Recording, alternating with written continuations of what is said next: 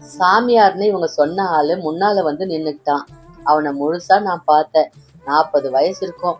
John நீல முடி, சடை தட்டி போன தலைமுடி, 2 மணிக்கட்டிலும் கருப்பா புசு புசுன்னு கயிறு, இடையில சாயம் போன காவி துணி, கழுத்துல முடி கயிறு, நெத்தியில காசு அகலத்துக்கு ரத்த சிகப்பு குங்குமம், கண்கள்ல ஒரு அலட்சிய பாவம், முகத்துல முரட்டு கலை. எனக்கு அவனை பார்த்தாவே பயமா இருந்துச்சு.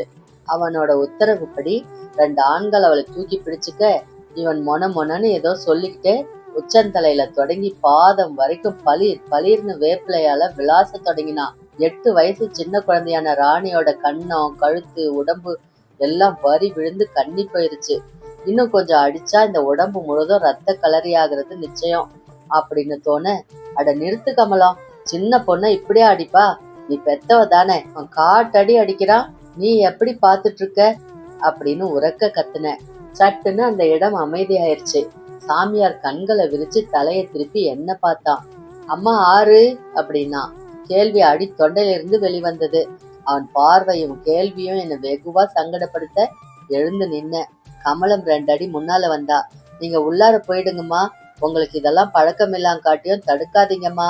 சாமியாருக்கு கோபம் வந்துருச்சுன்னா பாதியில எழுந்து போயிடுவாரு. உள்ளார போங்கம்மா, புண்ணியமா போகும். கெஞ்சலோட எங்க விவகாரத்துல நீ தலையிடாத என்ற கண்டிப்போ அந்த குரல்ல இருக்கிறதா தோண, மெல்ல கொல்லை கதவு வழியா வீட்டுக்குள்ள நுழைஞ்ச.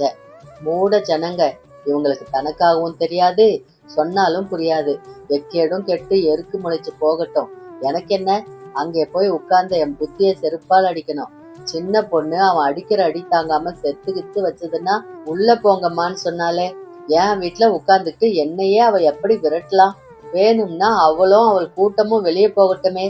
என் வீடு, என் தோட்டம், நான் எங்க வேணும்னாலும் இருப்பேன். இவளுக்கு என்ன?